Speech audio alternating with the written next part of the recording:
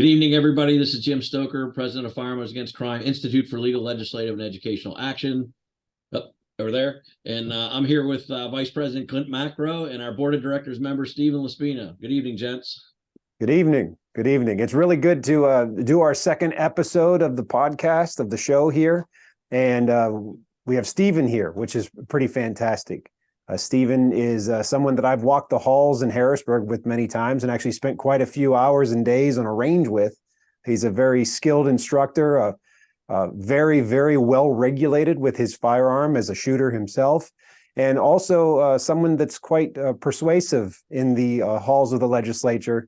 I like how Stephen really kind of disarms people and then hits them with it when they're across the desk from him. So, Stephen, I think it'd be important to tell the folks watching, like, give your story. What led you to this point in your life as a activist and as someone that's such a stalwart fighter for the Second Amendment? Sure. Well, first of all, thanks for having me on, guys. It's really cool to be on number 2 for the podcast. So very excited about that. Yeah, my story is, I guess, a little atypical. I was born and raised in northeastern Pennsylvania my whole life, and I did not grow up around guns. That was not something that I was raised with.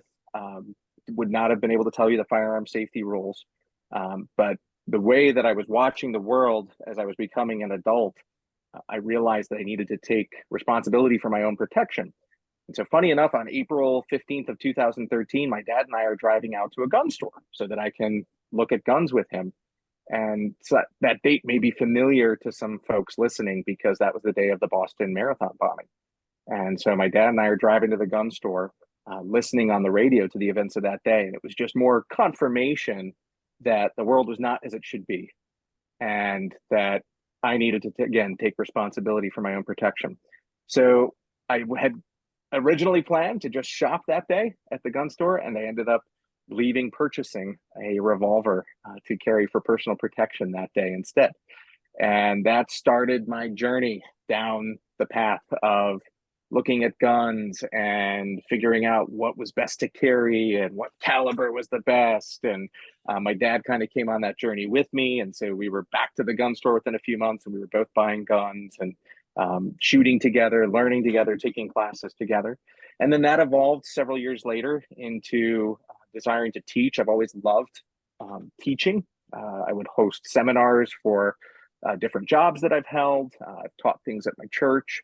And so being passionate about guns and then becoming an instructor was kind of a natural segue. And so began getting certifications. Klint, you were my training counselor for the United States Concealed Carry Association for those certifications. And, 6-7 years later, now here we are. I've been teaching classes for that long already. And the years go by quickly. But in a nutshell, I guess that's my story.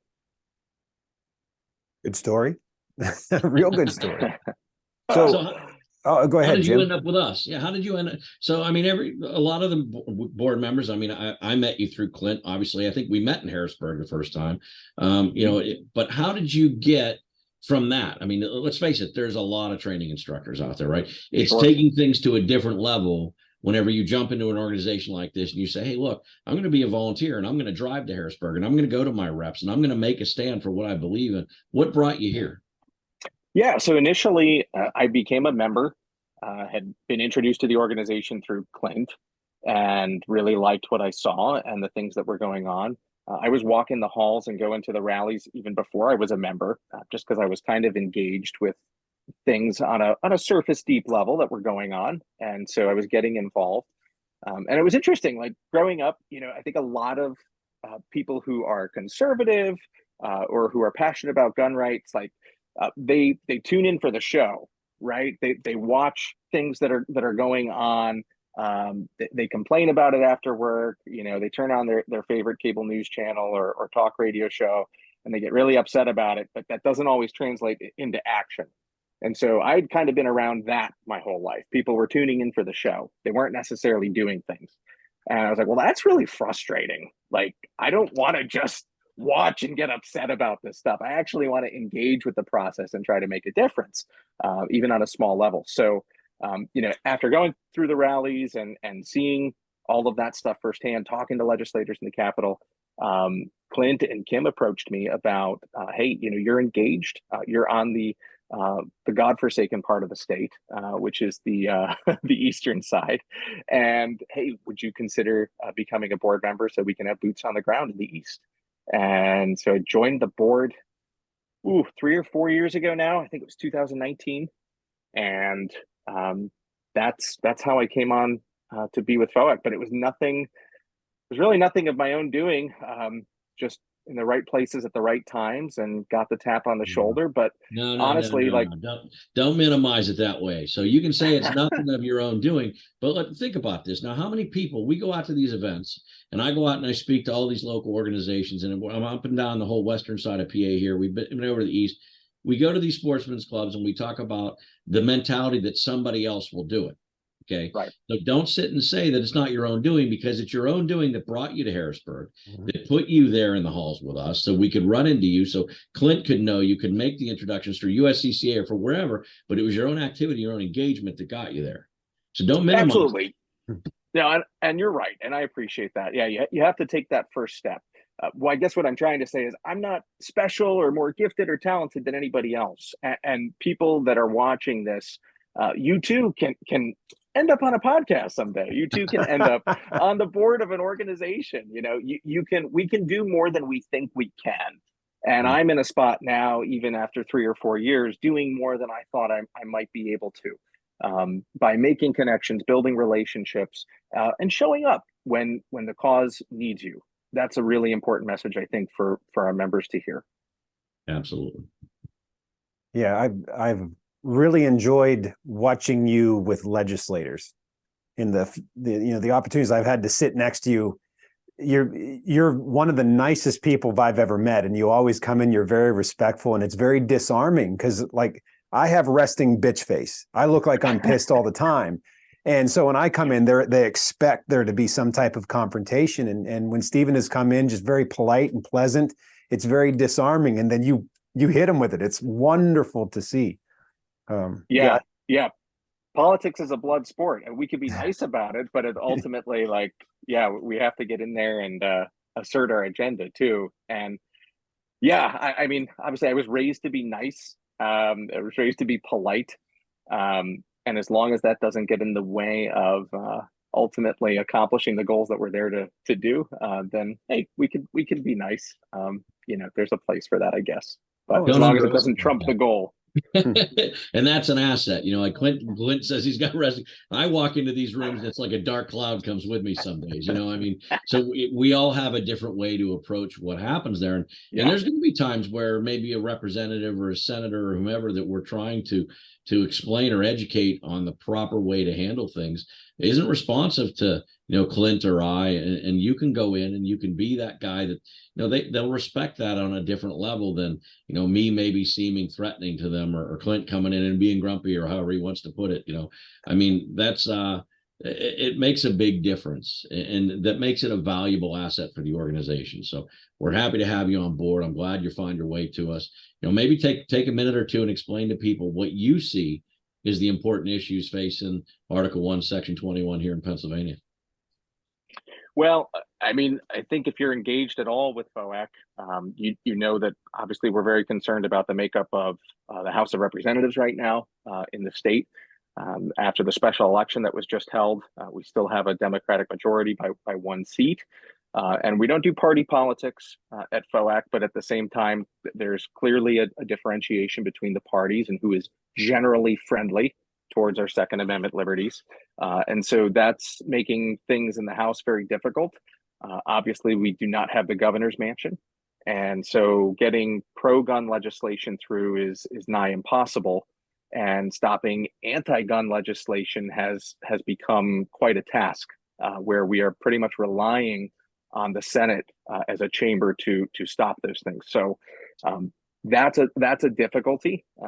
Playing defense right now instead of being able to play offense. But we also can't forget that we're doing a lot on the judicial front. So we're in the courts, we're suing tyrants. We have multiple cases ongoing. You guys were talking about that in episode 1 of all the different legal efforts. So I won't get repetitive with that, but it's definitely something that we are not ignoring. We do lawsuits, as many of them as we can, and we rely on membership dues and graciousness of our members to be able to fund those things. So we can do more, obviously, when we get more to be able to pay for those things. They're not free. And so, we do rely heavily on members' donations for those things. So we're fighting not only in the House and in the Senate, we're fighting in the courts as well. We're also fighting on the front of education. We are always doing things, whether they're concealed carry seminars, putting out information at gun shows. We have a very robust website that I help to put news articles on to keep people informed of things that are happening, not only in Pennsylvania, but across the nation, although our focus as an organization is in Pennsylvania. So all of those things are really important. We're focused, as our name says, legally, legislatively, and educationally. So obviously there's lots of hot button things. I think one thing that's really important too, we just got done with a membership meeting a few minutes ago. People want us to be engaged on the national level. And that's all well and good, but right now there's not a whole lot that we can do at the federal level, just because of the Biden administration and their hostility towards gun rights. And so it's really a time to dig our heels in locally. And from a state standpoint, when we're teaching people defensive curriculum, we talk about concentric circles of defense, right? You might have a gate in your front yard or a garage door, and then another door that has a lock, right? Well, handling the things that are going on in your state should really, in my view, trump what's going on at the national level. We need to really be focused on handling things in our own backyard. So everybody within the sound of my voice in Pennsylvania really needs to be focused on what we can do here. And that's something that I think more people need to realize. They have a lot more power and a lot more influence in their own backyard than they do in Washington, D.C. And that can be unfortunate on one side looking at it, but that can also be really to our advantage as well if we take advantage of it. Absolutely. Yeah. What did he say on The Patriot? Mel Gibson had that famous quote. Why would I trade being controlled by 10,000 or 3,000 tyrants or a tyrant 3,000 miles away than 3,000 tyrants 1 mile away? We really need to pay attention to what's going on in our backyard. And of course, Jim will put out some alerts from the website. We include some things in the newsletter that talks about some of the federal stuff, because there is some things we can make comment on.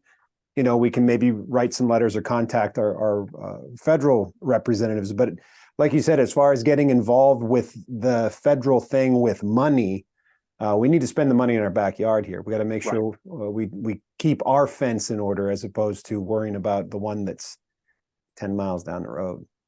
Yeah, absolutely. 100%. Yeah, absolutely agree with that. So now, honestly, that's really one of the biggest threats we have.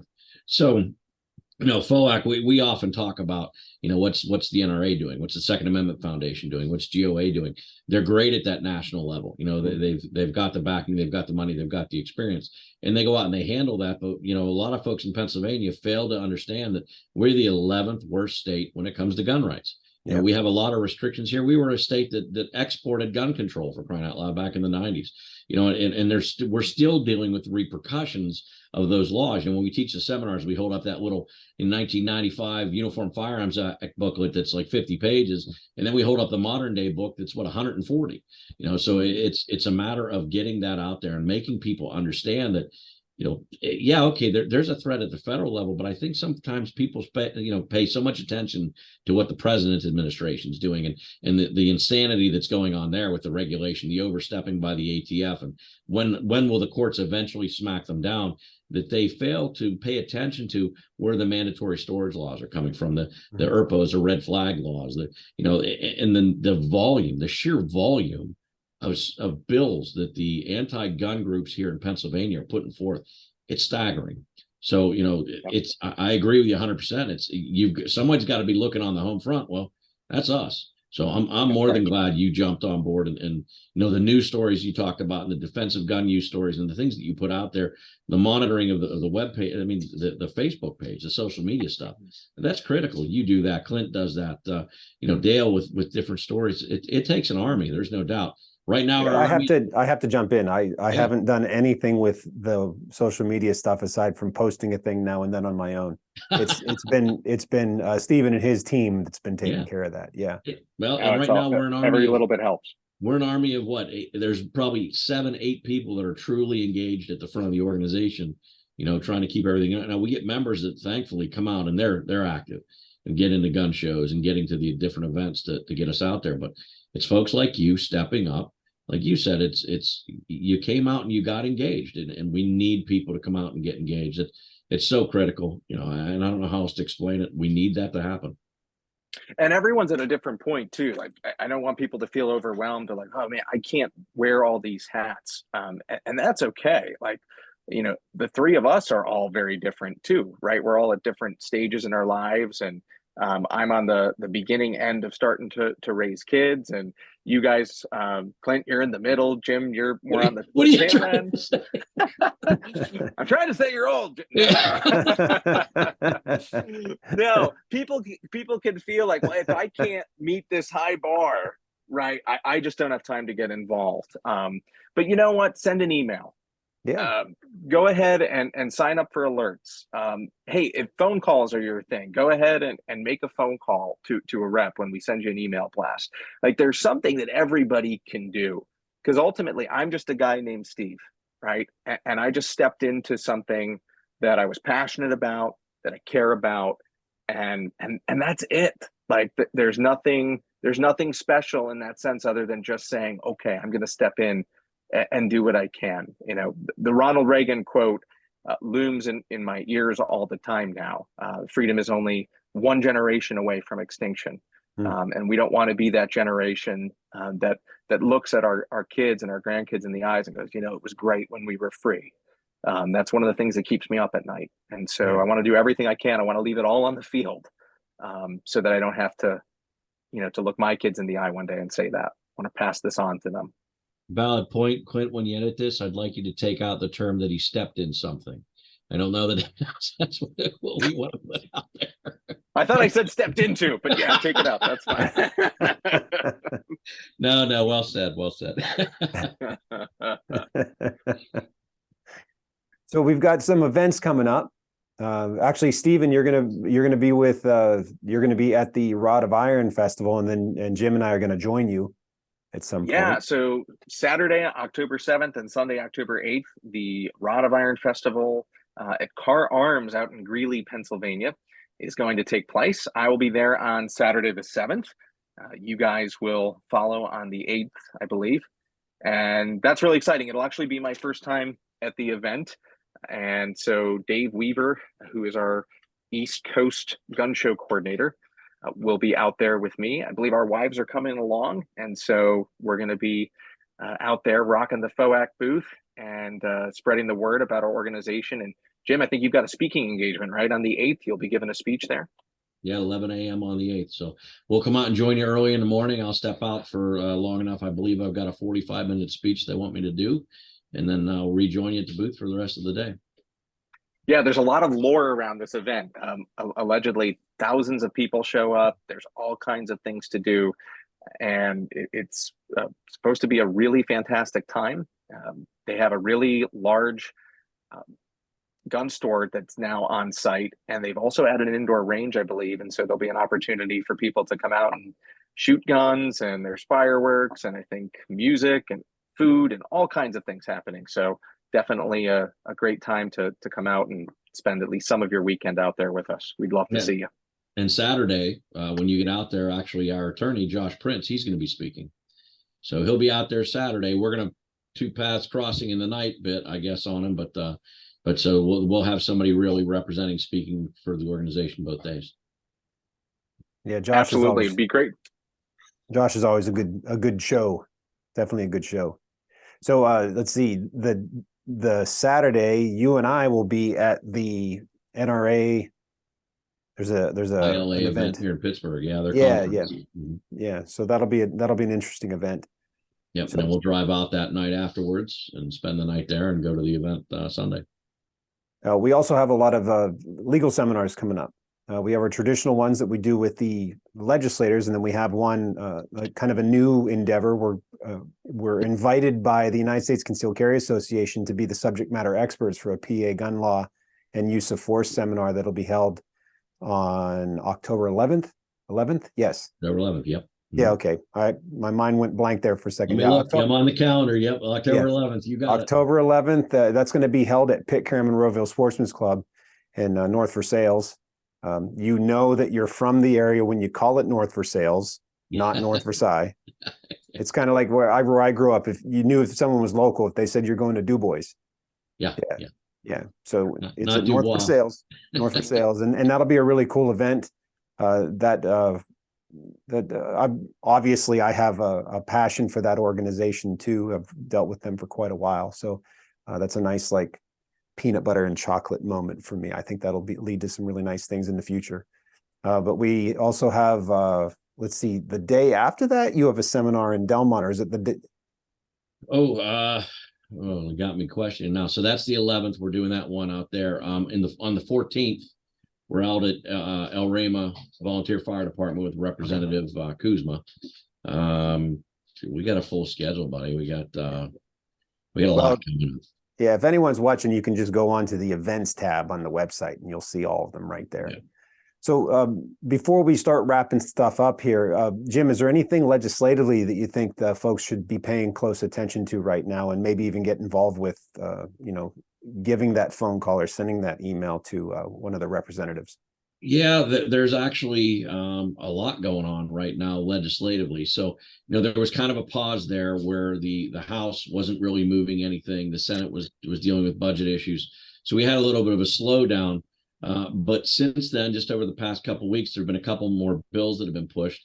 We issued a white paper out on House Bill 912, which started right before the slowdown, and that started to pick up a little bit of momentum in the House, prohibiting firearms in court buildings, which we talk about sounds to the average layperson like a reasonable thing. But if they read the white paper, when they understand our position on it, what it actually does is it's outlawing victims from being armed as they come and go from the courthouse, where they actually are facing their potential attackers, depending on the offense, of course. But and we all know that all that's going to do is it's going to disarm the law-abiding citizen and let them fall prey to the people that victimized them the first time around. The laws already exist. You're not allowed to have firearms in the courtroom. So the way it stands right now, where you check a firearm when you get there, is practical. It lets you defend yourself coming and going from your home. But at the same time doesn't endanger anyone in the courtroom with the potential we always talk about. If there's a fight, now there's a firearm because you brought one. So that's one of the bills, House Bill 1629. They're calling Protecting Children from Accidental Firearms Injuries and Deaths. That sounds like the Duckies and Bunnies Act. Yeah, they're trying to convince the moderate voter in Pennsylvania that, we're trying to prevent the deaths of children, which the bills, when they put this stuff out there, let's face it, they're very smart in using terminology to, common sense gun laws, right? Because every average citizen that doesn't understand their gun rights wants to have common sense. I'm an intelligent person. I should have common sense. If they're calling that common sense, then that must be something I should believe in. And it's all psychological tricks of the trade there that they use to convince people this is good legislation. This bill in particular, if it's to stop children from dying, are they banning vehicles? Yeah, well, right. Swimming pools. We can take gravity. This a number of different ways, right? Swimming pools. Where are you going to turn it? The simple fact of the matter is, it's a mandatory storage law. Yeah, and they're hiding behind the interests of children. And I'm going to upset a few people here, but let's be honest. If the anti-gun crowd really wanted to save lives, we would have hardened schools. We'd have armed guards in the schools. They'll spend the money to arm the bank security. They'll protect their money. They'll protect their offices. Why aren't they protecting our children? So if it were really about saving lives, put those efforts forth first and then come to me and talk to me about this sort of thing. But no, this gains campaign contributions and it gains votes for them. So they're out there trying to make it look like they actually care when they know that they don't. And that's kind of scary to me. But the whole purpose here is to force mandated storage on all of us. If there was a minor that can come and go from your residence, you have to lock all your guns up. And Jim, I think it's important too for our listeners to know that that's probably predicated on this study from the CDC that has come out that the leading cause of childhood death is gun violence, or guns are the leading cause. And that study includes 18 and 19-year-olds. And so that has been used for cover. When you remove 18 and 19-year-olds out of that, Breitbart and John Lott's organization, Crime Prevention Research Center, when you retabulate, and they did all that, it drops way down. Yeah, and so and a lot of those this is being used to mislead the public. Yeah, And and to a be lot able of to those name youth, bills I'm like sorry that. sorry to jump in like that, but this drives me That's absolutely okay. insane. A lot of those young people that they're citing as being killed by it's gang violence. Yeah. Right, correct. You know, this is not a little kid stumbling upon Pappy's shotgun and having a mishap with it. This is people who are doing gang violence in the cities, and they're counting that as children getting killed. Or home That's invasions. insulting. That's insulting to me as a parent. Yeah, it's criminals.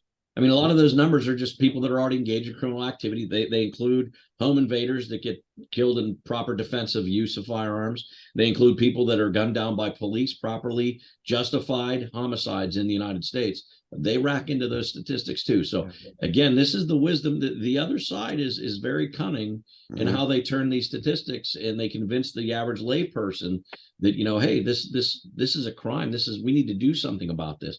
They're not telling you how many of them were engaged in criminal activity before they got hurt. So when you actually do, like Steven said, break the numbers down, it doesn't justify going around and telling the entire Commonwealth of Pennsylvania you have to lock your guns up. So and the ironic thing is, when you talk to a legislator about this and say, hey, I have a solution to this, why don't we mandate safety training at the grade school level and have everyone learn about the gun safety rules and have everyone learn about safe storage? Like, that would be a wonderful opportunity to save lives. Imagine the next generation, how well educated they would be, and they would be able to safely, quote, safely exercise their Second Amendment right. And like, oh, no. So, that's really a good way to tell that they're not really concerned about safety. It's about either raising money for their campaigns, or it's about control. Remove gun from gun control. What do you got? You got control. And I'm so sitting instead here of with waiting on the government. Yeah. We got two range instructors. Go to you guys handle that FOAC-ILLEA.com. topic. I'll sit over here and argue about legislation. Yeah, and guys, we break down these stories too on our website. So we're constantly linking to things that our membership can go and look at, so that when they're confronted by those headlines, or they get their alerts on their phone. I get like Apple News alerts, and it's like, oh, study comes out. It's like, wait a second. We're breaking all that down over at FOAC-ILLEA.com, so that people can be educated and informed, and you don't need to buy those talking points, and you can get educated on what's really going on. Yeah, very important. The last piece of meat I want to throw into the pit before we end up concluding for the night is there's another strong push for an Article 5 constitutional convention. It's been across the country. You had mentioned in the meeting earlier tonight about how California is pushing to have force one, and they're talking about isolating it to just changing the Second Amendment. The Article 5 constitutional convention is a very dangerous thing. And as someone who has studied quite a bit, I wouldn't say I'm an expert, but I'm a pretty healthy layman when it comes to the founding fathers and the Constitutional Convention when they first threw out the Articles of Confederation. And I don't think there's any other way to interpret Article 5, the second half of that. It's a complete nuke reset. That's what it is. And we don't have any guidance whatsoever from the founding fathers on what to do in that case. So the problem we have is, right now, we don't have the citizens, which is where that power is supposed to lie in the second half of Article 5. It's not the citizens, it's paid pundits that are making lots of money to go around and try to convince people in the legislature to put forth these petitions. And there's no guidance whatsoever on how that is chaired, who's going to chair it, where is it's going to take place. There's no guidance because it's never happened before. We've amended the Constitution many times through the first process, but the second one is dangerous. And you have to look at the people who are pushing for this. Where's their money come from, and what's their ultimate goal? Because there is no way, in my opinion, and I'm not the only one that thinks about this. Obviously, this is one of the reasons this has been one of our platforms. Is there's no way for that to happen without it becoming a runaway convention. There's no way you can limit it to one specific thing. And even then, do we want to give the elected officials who we're fighting constantly to uphold the Constitution the keys to the lock to be able to change the Constitution.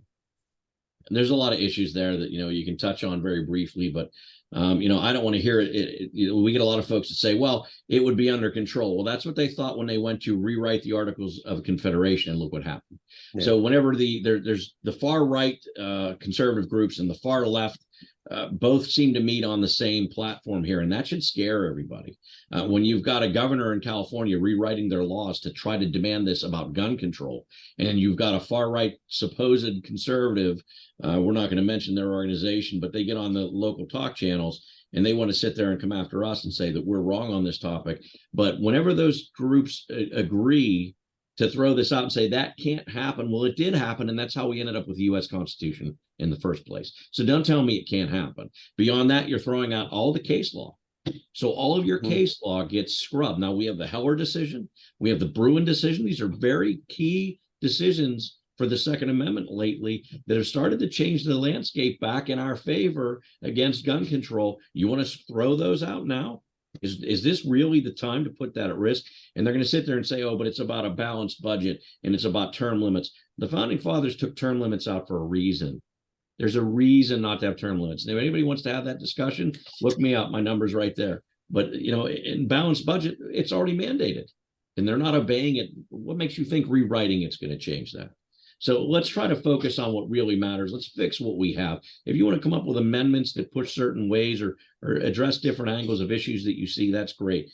The Article 5 rewriting the Constitution is not the way to go about it. We will stand against that to the very end. Harumph. I would just add too, if I can jump in, that we don't have to wait for something like that. I think a lot of people hang all their eggs in one basket.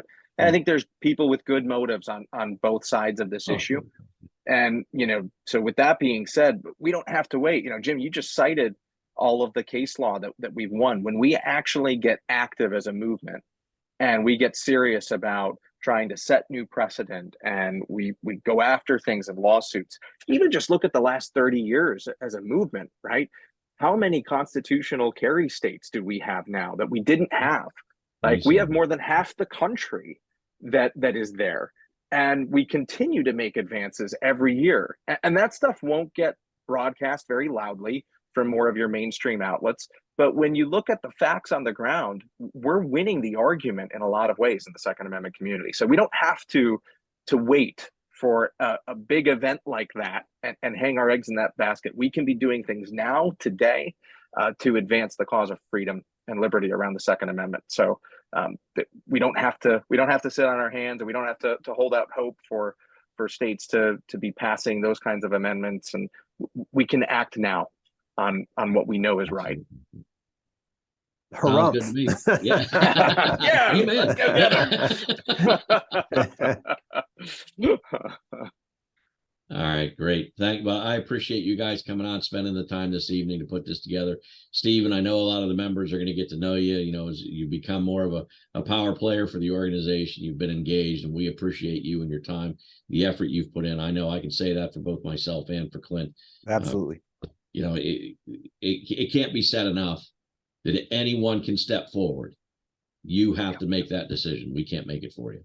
So it's a pleasure to be here with you guys, and I appreciate everything you both do for the organization, and look forward to coming back. If any of our members want to reach out to me with questions or concerns, you can reach me at LaSpina, LaSpina at FOAC-ILLEA.com. I'd be happy to hear from you, and look forward to meeting you guys on the eastern side of the state.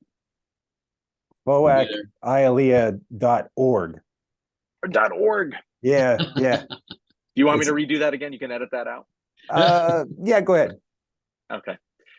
And if any of our members would like to reach out to me with questions or concerns, you can email me at LaSpina, LaSpina at FOAC-ILLEA.org. And I'd be happy to hear from you and look forward to meeting you on the eastern side of the state. Absolutely. Klint, I'll let you close us out, buddy. Well, thank everyone for tuning in. We want you to share this with everyone. Share it with your fellow members, your friends, your family, everyone in your sphere of influence. Encourage them to join the organization if they haven't done so already. We thank you for being a member, and we look forward to working together with you as we help to arm our fellow Americans and educate them so that they can also be part of the true fourth check and balance of our constitutional republic. Thanks, gang. Have a great night.